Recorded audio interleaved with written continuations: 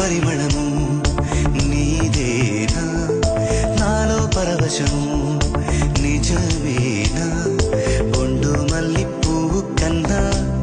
తేలికగు నీ సోకు రెండు కళ్ళు మూసుకున్నా లాగు మరి నీ వైపు సొగసును